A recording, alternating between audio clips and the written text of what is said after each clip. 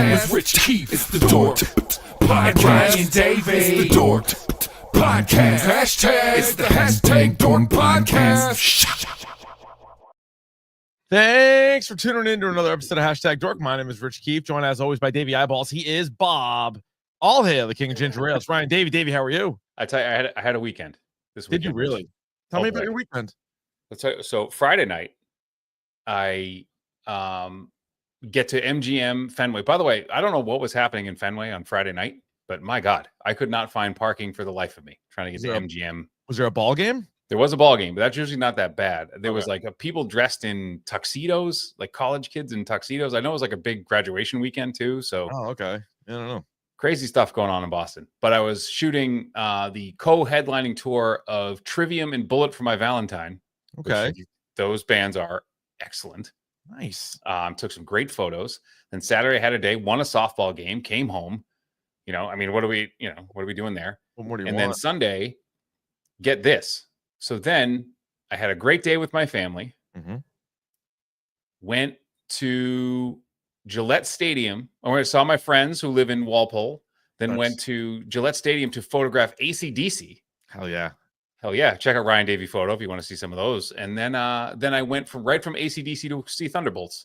Nice little Sunday. That is a weekend right there. How was AC/DC loud, Ryan? They were very loud. Luckily, I do wear ear protection when in the pit. Yeah, that makes sense. Because that is that can hurt you. These guys can hurt you. I'll tell you what, I don't know if you're gonna find a better 3-day stretch outside from all that stuff that you did, because you had in consecutive order Free Comic Book Day, May the 4th. That's right. And Cinco de Mayo. Bang, bang, bang, bang, bang. Wow. What a treat to everybody out there. So hopefully you enjoyed all of those days. Right. I think we're going to save it for the next episode because I think it will fit better. But I have a official hashtag Dork Star Wars questionnaire that I want you to answer. But I'll do that in the next episode. Okay. It makes more sense than to put it here for the real Star Wars people. But yeah, there was a lot going on over the weekend. Hopefully everybody had themselves a nice May the 4th. Hopefully you went out to your comic book shop on Saturday, grabbed some of the free comics, grabbed some of the other stuff out there as well. But we have like a real murderer's row tonight. It's really back to the basics on Dork Podcast. We have a Marvel episode and a Star Wars episode tonight. Where we started, man. This is it. It is home base. The big two. All right, let's get into this.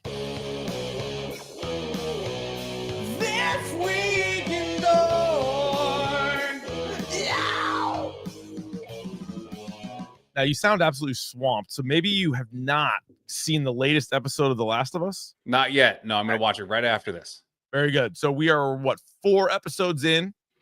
And I think without giving anything away, I thought it was a good episode, the most recent one of The Last of Us. I think some people were saying episode 3 was a little slow because there was a big come down after the way episode 2 ended. Yeah. It was going to be. It was going to be. I was interested. It was interesting the way episode 3 opened. We didn't talk about this yet, but the way that they showed a certain group of people. Yeah. Early. Like you don't get them. Spoiler now. You don't get them until late in the game. Yes. Yeah. And they are terrifying. But now but they're not scary now. Like to me. Yeah. The first time you meet them, they're real scary. It was funny. I was talking about this with Stiz and Nick at work a little bit today, and it's not even a real shot at the show necessarily, but we come away saying like, man, the game's a lot better. Well, I mean, I think, but again, like we've talked about before, you can go way deeper in a game, like a game that is not open world, but open enough that you can explore a little bit. Yeah. But you remember the first time you meet the Seraphites, the Scars? Yeah. When they're like in the woods and like, like they're like whistling to each other and stuff, and you can hear it. Like, that was the first game I think I played with like 3D audio. Yeah, and it was like all around you. That was wild. That was intense. Yeah, but I still like the show quite a bit, and this is I think a pretty good episode. So we'll do a whole season long recap in just a few short weeks. Because what is it? 6 episodes? 7 episodes? 6 or 7. Yeah, it's not long. So we'll dive into that cock first in a few weeks. Tales of the Underworld also came out on May the 4th. So this is 3 short episodes like they did Tales of the Jedi and Tales of the Empire. So it is Asajj Ventress for 3 and then Cad Bane for 3. I did have a chance to watch the Asajj Ventress 3. Yeah.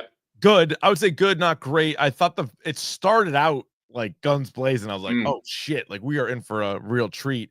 But I didn't love the character that she sort of got like paired with. But I'll be curious your thoughts. And if you guys, I would like to give you my thoughts on that.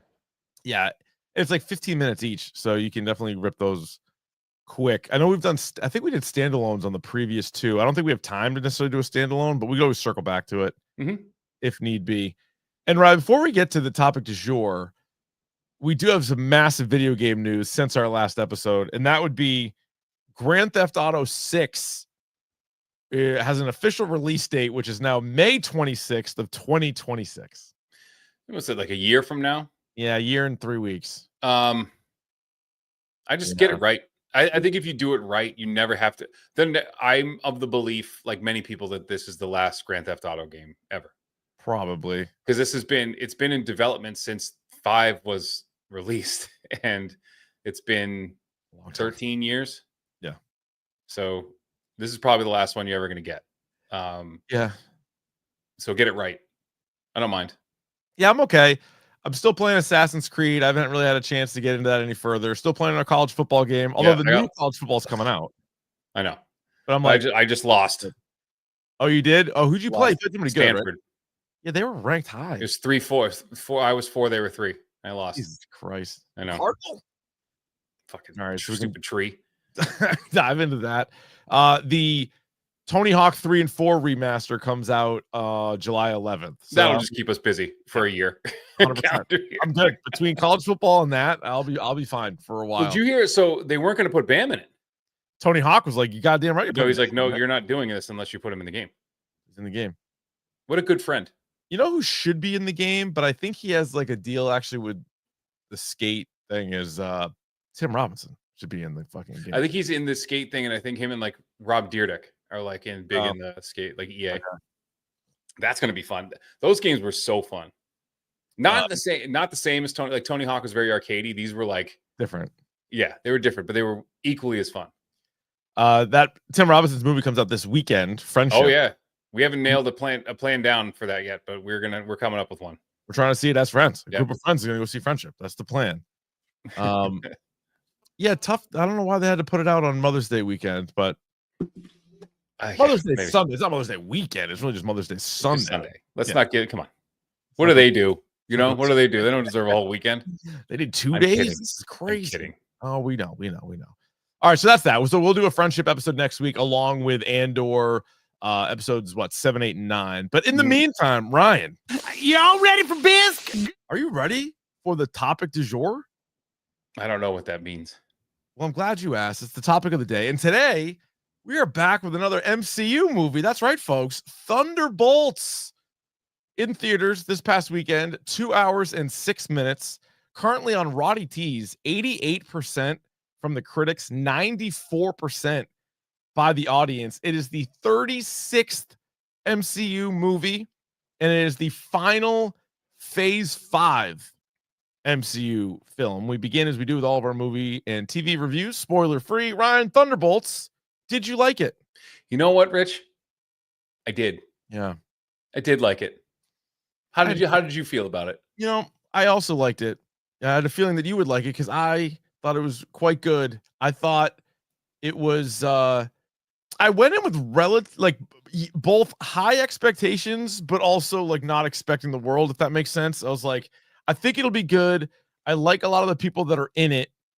I'm not expecting this thing to be Guardians of the Galaxy or even James Gunn's The Suicide Squad, but I like this kind of group of like not all A or even like B players, kind of throw them into the group, a little bit of comedy, which can go a long way. And it was very good. I'll tell you, the surest lock thing going in was that Florence Pugh was going to be really, really, really good. And she was. I don't think she's been bad in anything. And she's getting to that point of like, I mean, she's already kind of like superstar status, but like A-lister status. Yeah.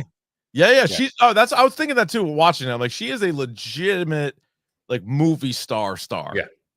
Because she can act in anything. And put her in like a super serious movie, put her in a comedy, put her in like an action movie, horror movie. Yeah. Put her in whatever. Yeah, but I really think, and there's something about her that is like, they talk like just charisma. Yep, for days. The kids would call Riz. She's got Riz. Yeah, she got Riz. She's also a contortionist. We learned that a couple months ago. Information I didn't need. I didn't need that information. Did you see the shot that was going around on Twitter of the cast of Thunderbolts promoting their movie somewhere, and they were all outside somewhere, and she was wearing a number that was like super tight, and it was like a thin, like kind of line across like the breast area. I'm not entirely sure you'd be able to go on like a television show and not have it be blurred out, is what I would say. Yeah, there were some upper areolas. Correct. In view. So here's the thing, like if you're a co-star of hers, are you like, is it rude of me to point it out? Is it like, I don't think you say anything. I think you say something after, or like as you're like, you after? Don't. She might be like, dude, thanks. Okay, so for me, if it's like on the cusp, like I can't, I honestly couldn't tell one way or the other what was hanging out, right? Yeah, you could. But if I looked down, I would have like whispered something. I wouldn't have drawn too much attention, because then like if someone didn't see it, like everyone would have started looking. But then it's also like, maybe that's what she's going for, and then if you say something, you're the creep show. Oh, as a male identifying person, I do not say a word. Yeah, I don't think we could. I don't think you say anything. Maybe I would nudge like Julia Louis-Dreyfus and be like, "Hey, tell her." Like she's like, remember your Christmas card, Elaine? Correct. Yeah, you hit her with that, and then see if anything goes forward. Speaking of Elaine, we got to see her quite a bit as Valentina Allegra de Fontaine. She'd popped up a few times in like, TV shows, like end credit movie stuff, just like a little bit. And we saw her a lot. We saw her as Steve Prefontaine. Yeah, what do you think of Elaine in again, spoiler free, Elaine in these Marvel movies? I think she's kind of like the anti Nick Fury. Yeah, she's like Amanda Waller, right?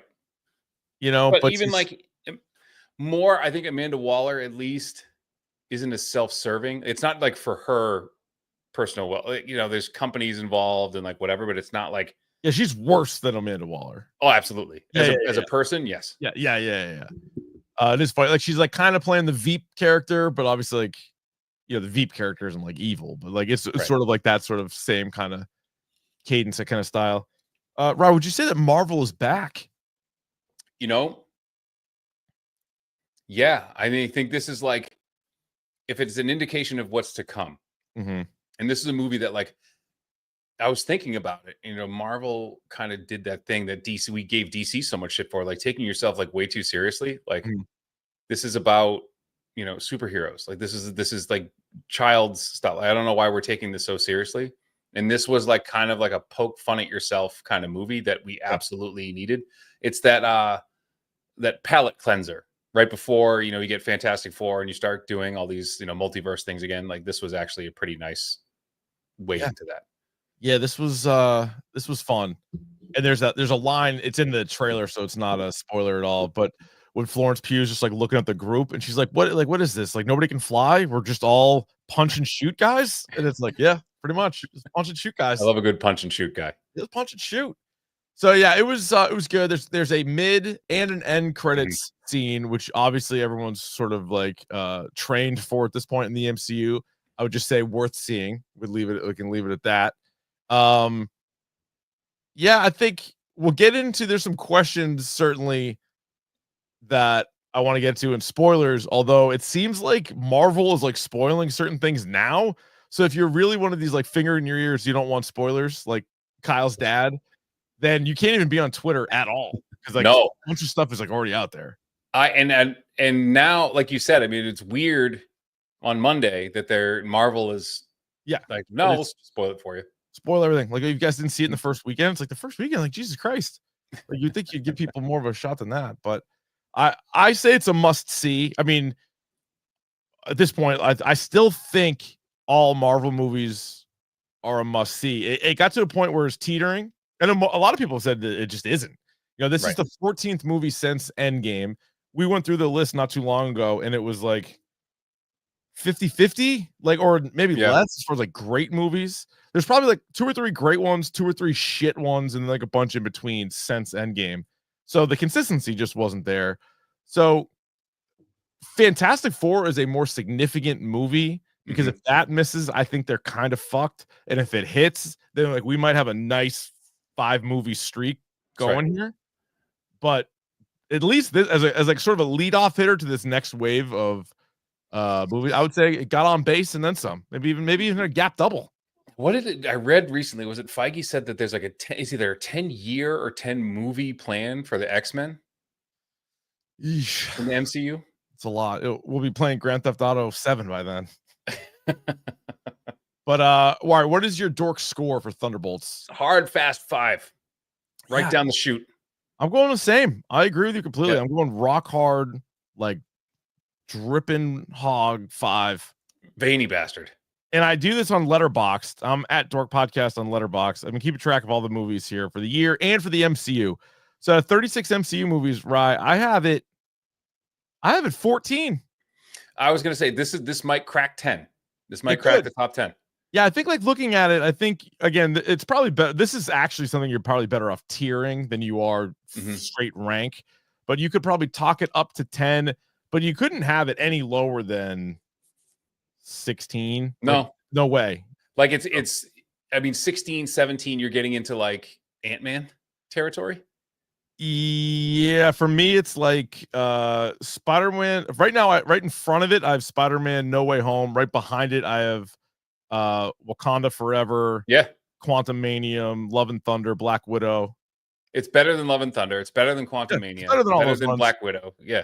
So the ones I have above it, I guess I'll just give you the whole list. The ones I have above it: Guardians of the Galaxy, Infinity War Endgame, Deadpool and Wolverine, Civil War, Iron Man, Guardians 3, The First Avengers, Winter Soldier, Black Panther, Thor Ragnarok, and Spider-Man Homecoming and Spider-Man No Way Home. That's it. It's right where it needs to be. So good. So very, very, very, very good stuff. Anything else you want to get to non-spoiler? I mean, I'd say if you had any hesitation on it, I think go see it. I know it's tough to go see movies now. They're expensive as fuck, but this one is worth going to see. If you're waiting for what we were going to say, we're saying go see it. Yes. So there you go. All right. From that moment on. Spoilers! Spoilers! Here come the spoilers! All right. Let's look at some of the let's start with what I was just referring to so we knew that there was an asterisk by Thunderbolts, and there was a lot of theories going into the movie. A lot of people were wondering, like, is it, a name that they don't like? Is it, or, placeholder name, which it kind of ended up being? All of the above. Are they the Dark Avengers? Are they the New Avengers? Are they this, that, and the other thing? West Coast. Yes, West Coast Avengers, like all that shit. But so not only that, is like they are the new Avengers, and like there's jokes about it. They even talk about like copyrights and shit like that, but they're the new Avengers. But what's weird to me is now they're changing billboards. So like literally now, if you go to the theater and you buy a ticket, are you buying a ticket for the new Avengers, or are you buying a ticket for Thunderbolts? And I also don't think I like this. I don't think I like this either. It's a little too meta for me. Like, just call it Thunderbolts, because it's funnier that way. Because the way we know that this team was originally called the Thunderbolts because they were put together by General Thaddeus Thunderbolt Ross. Yeah. And they were his team. And they were like anti-Avengers, right? They were like, yeah, that sounds right.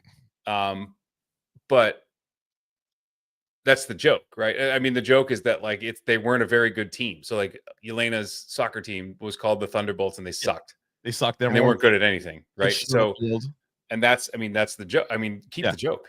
Joke still works. What's the joke?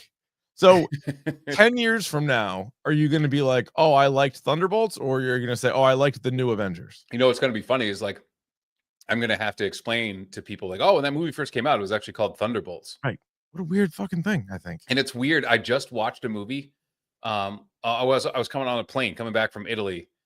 Drive Away Dolls. It was a Coen Brothers movie. I watched Drive Away Dolls. Margot Qualley and the girl who played Mel. Yeah, and they changed the name of the movie in the end credits because they couldn't promote it the way it was usually called. Remember, they changed the name at the end? Oh, I guess. Yeah. I saw it a while ago when it was on. They changed it to a derogatory name for a lesbian. Got which it. And I think that's the original title of it, and they couldn't. They're like, obviously, we can't promote a movie that's called. Oh, right. Okay. So Yeah, so this is like the second movie this year that I've watched that like switched the title of it. Yeah, same actress. By the way, that girl is very good. The assistant to Valentina. Yeah, who they call Mel, who is actually a Marvel character. We'll get into that in a minute. Yeah, she was very, very good. But anyway, yeah, the whole New Avengers thing was weird. Wait, are we in spoilers? We're not spoilers, are we? Yeah, we are spoilers. Yeah, she's Songbird. Like she's like a. Oh yeah, no shit. Yes. All right.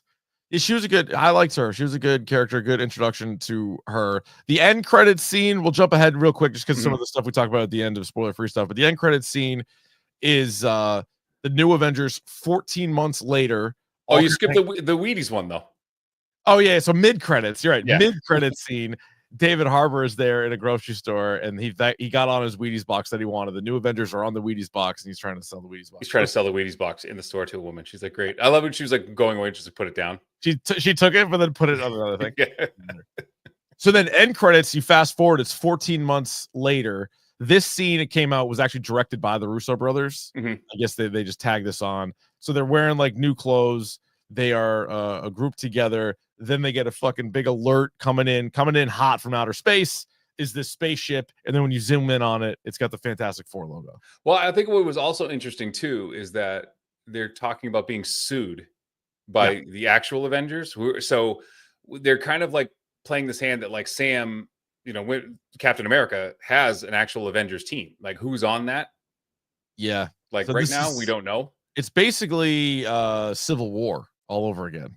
It is. So like so when we do New Avengers, I'm wondering if we're going to get Kate Bishop and with Scott Lang's Cassie Lang. So I wonder if they're in the other group, or are they going to be like a third group? Are you going to do Young Avengers? Young Avengers. I feel like they were setting up Young Avengers with like Hulk's kid, Black Panther's kid, right? It was like almost too many kids. But like, are we like Sakaar? Are we going to do the Sakaar thing? Like, yeah, that stinks. I don't. He even looked terrible. I don't want that. Yeah, I'm not looking for that. Yeah, I mean, I guess, but yeah, you have basically Falcon and Winter Soldier sort of on two separate sides of this thing right now.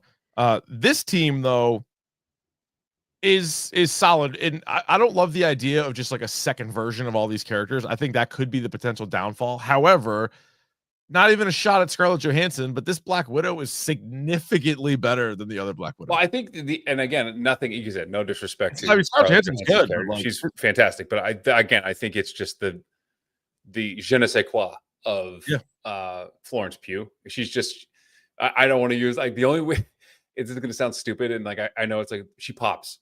She pops. Well, she funny. Absolutely pops. She's crushing the accent. She's funny, but then she can also do serious. She can also do sentimental. She can also do the action, violent scenes. Apparently, she really jumped off that building at the beginning of the movie. She did. And apparently, she's just like a incredibly like fun person to be around from everyone who talks about her. So pretty great. Yep. Bucky Barnes. We talked about Bucky Barnes because we saw him in the last Captain America movie, which stunk. But he is a congressman.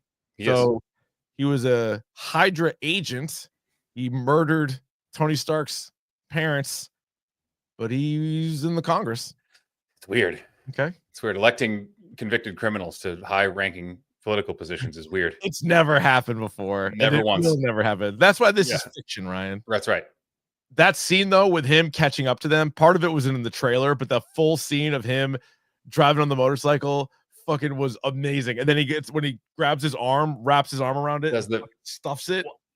Sick. It was such a great thing to show that like, oh no, this is what a real superhero can do. Yeah. Like you guys are just fuck ups. Like you stink at this. Oh, and I think she's like, we suck at this. Like everyone sucks. What did Red Guardian call his car when he went to pick them up? He's like, I had to go home and grab he referred to his car as like something that was like legit, like it was like, oh god damn it, it's like tactical vehicle. He said something like something, yeah. It's just shit slow. The thing was going 53 miles an hour. He couldn't go any faster. Incredible. He was good. It was bulletproof. It wasn't bulletproof. No. Bulletproof-ish is what he said. That's a good line. You know what's odd to me, and I feel like they probably could have convinced people that this movie was even a little bit better than it was. Did you notice that in all of the fight scenes and like shoot 'em up scenes, there was just like score? They didn't play any like hit songs, which if it was Guardians or Deadpool and Wolverine or Suicide Squad, they fucking hit you with like some banger of a song. Like Joan Jett, Bad Reputation. Like that would have been. They didn't like do any of that. No. It was odd. It is odd, but I think it would have been too Guardians. It would have been too James Gunn to do that. That might have been why they did it. They might. I think they were trying to like not do James Gunn things. Complete side note, but like if it's any indication from the trailer that I've seen, if Atticus Ross and Trent Reznor's score for the new Tron movie is what that sounds like, holy smokes, is that going to be good? Yeah, that Tron. I saw the trailer before this, and I did the thing I always do. I showed up like 15 minutes late from the start time of the ticket. I went and got my Long Island iced tea at the nice guy at the bar.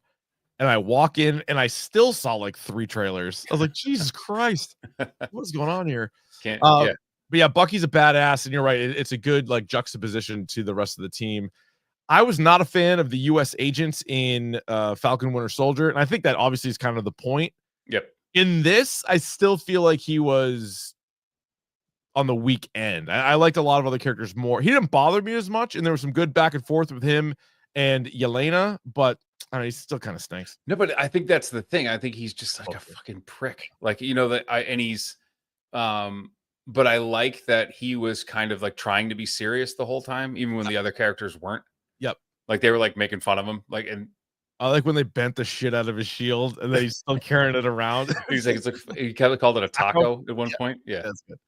That was a bad. No one ever fixed it. Like they could have fixed it so easily and they didn't. No, just a shit shield. Yeah, maybe you're right. I mean, he's a good like counter to the rest of them because between Red Guardian and Yelena, you have some good comedy.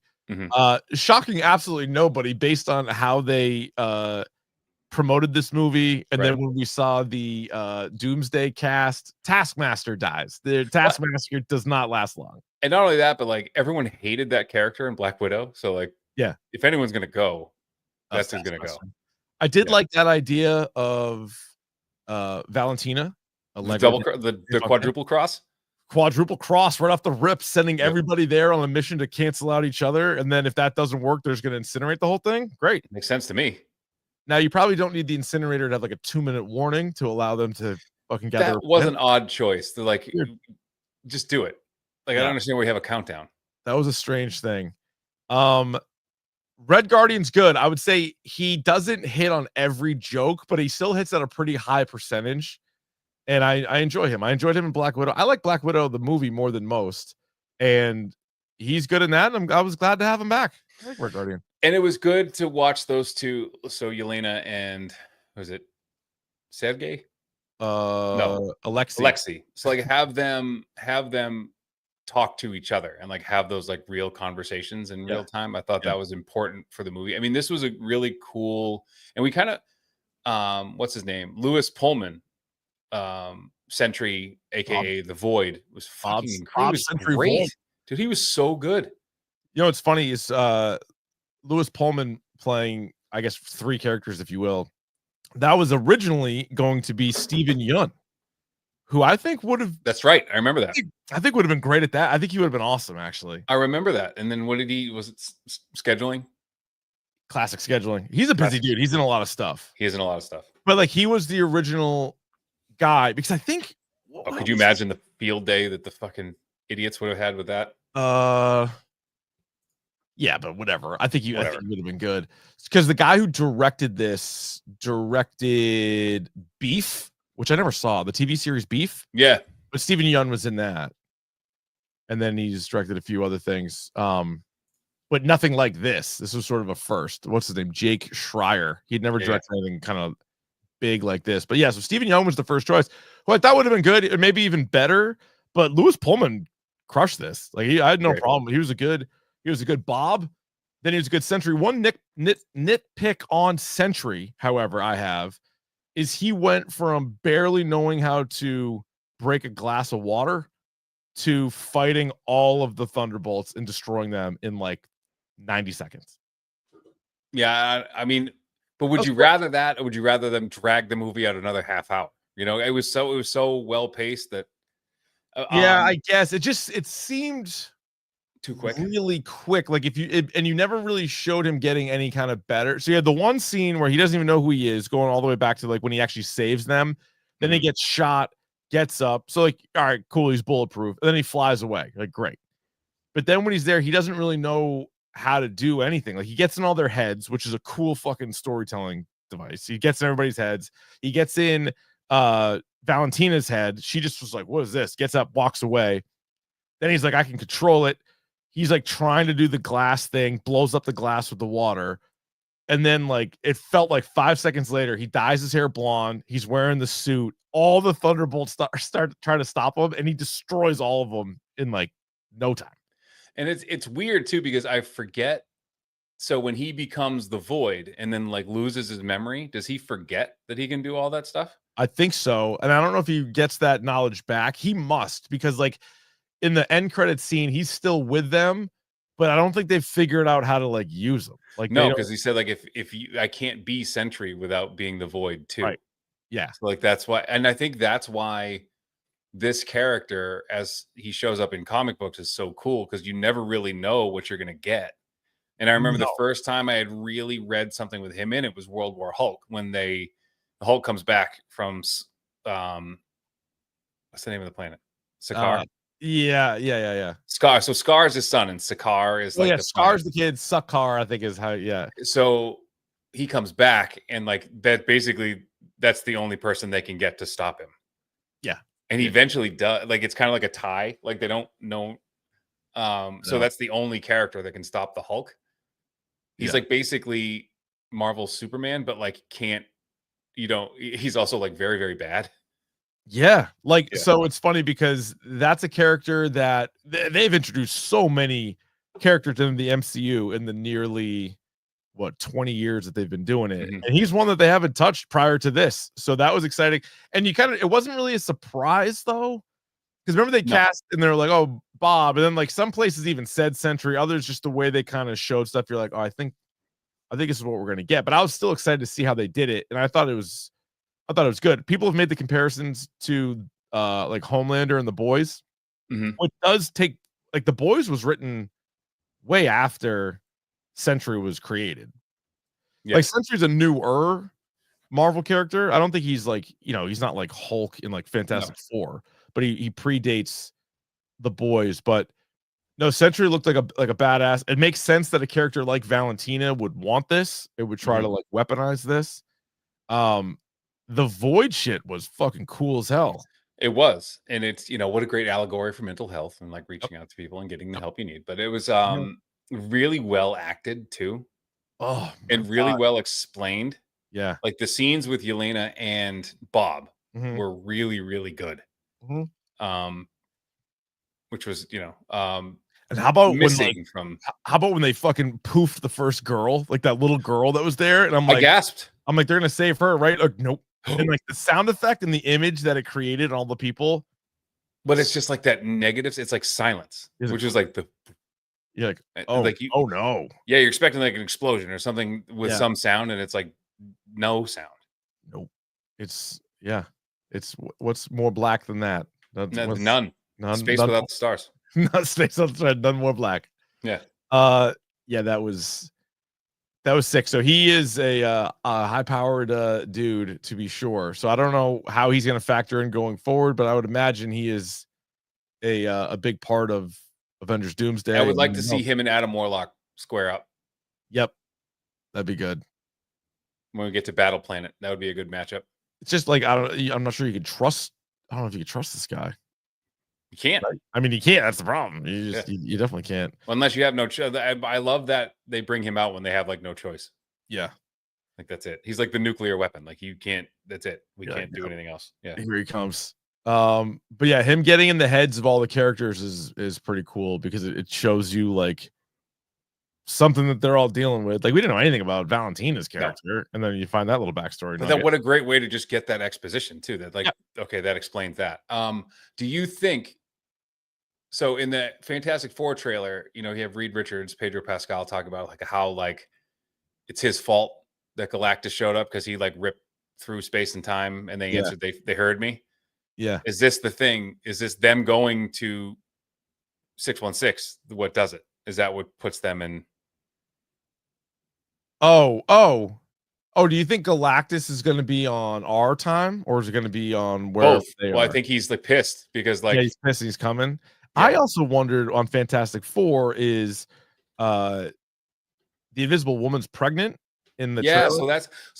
That I think that was new, like in the trailer too, Was it because the second trailer, or they put that in? trailer, yeah, because which means like first steps could mean like Franklin Richards, because there's times when they're like fighting and she's not pregnant, so like Franklin Richards is born.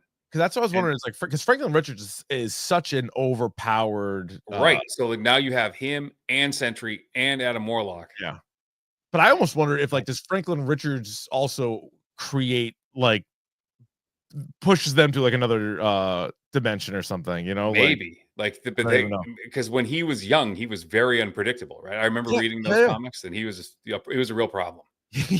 yeah, they got some issues. He was like Jack in the Incredibles, like he could just do everything. So I mean, that's gonna be a factor too. But I also like I wonder if the Thunderbolts, just because they see them on the radar, like will they be the first ones to interact with the Fantastic Four? I assume, but who knows? We don't know if the other Avengers group is watching this shit too, or if anybody else. Oh my God, I was looking at Franklin Richards. Powerhouse is what he's called. Yeah. And this is the quote from one of the comics. I have been credibly told that I'm going to be the only one who survives the end of the universe, the only one who passes on to the next one. And man, I got to say, I just really want to be a kid first. Yeah. Well, he is so powerful. He's going to survive, and everything else melts down. He is going to survive it. He's the cockroach. It's fucking sick. It's a cool little thing. I mean, I wouldn't want that. It seems like a little too much responsibility. Don't want that. No, thank you. Oh, this is a good Matthew in the chat talking about when Bucky washes his arm in the dishwasher. Steam it out. The thing probably smells after a while. Yeah. I don't know. It's good. It's good stuff. What else? What else from this flick? Let's see. I think I like Ghost. We haven't talked about Ghost. I didn't even bring Ghost up. Yeah, Ghost is cool, like looking, like in a fight. Like I like Ghost. Yeah. I thought how long do you think me, you, and two other, maybe Mac and Goo, would last crawling up a pipe like that? Oh my God, we would die off the ground. That plan there really was no end game to that plan, because how could you possibly, even if there was one open door? I mean, they figured it out, but like in a crazy way. In a crazy way. I think you got to do like the barrel of monkeys. So you have to like hook arms, right, and like spin, and like one person grabs it, like whoever the strong. You know what I mean? Yeah, you're hoping there's you're hoping there's like a whole opening, but the chances of that being the case, or you're gonna get above it. That was my other thought too. What do you mean get above? How do you get above it? Get above like spin so that like you have two people like on the side of the doors. You get above it and then like swing down. I watched one of those guys. It was on some like reality show, like in another country, where they're in like this pit, and the guy he's like use science, and you just fucking like run around. You run like at an angle, and like every lap you take, you go a little bit higher up. How many laps you got in you though? Huh? How many laps you got in you? That's the thing. I mean, I wouldn't have too many, but that guy had enough. I saw the thing. So you think if they went like shoulder to shoulder and ran, like in a circle, they would have gotten up there faster? No, I think it's too high. Probably it was too high and too narrow. The thing that I saw was a little bit wider, and it wasn't as high. All right. And the guy was able to treat it like what's that fucking like roller derby or whatever? Like that not roller derby, or like the thing with like the bikes that they like zip around like or like roller ball or whatever. Yeah. You could probably do like that. What else from Thunderbolts that I enjoyed? Let's see. Yeah, I just think it was. I thought Red Guardian was super funny. Like he's great. Solid. I liked Red Guardian, and again, they can go sentimental, some good father-daughter moments, right back into like telling jokes about kids shitting on the field in soccer. So, and I like when he brings up shit like he's asking U.S. agent about like what kind of serum he had. He's like, I don't know, like regular serum. He's like, yeah, all right. We say to Buggy's like, I had Hydra. He's like, ooh, fancy. Yeah. Hydra. Fancy. Hydra. Hydra. Very good. Yeah, so we'll see all these characters again, which I think is a good sign. Hell yeah. All right. MVP of the movie? Gotta be Yelena Belova. Yeah, had to be. Had to be. Her movie. Oh. She owns it.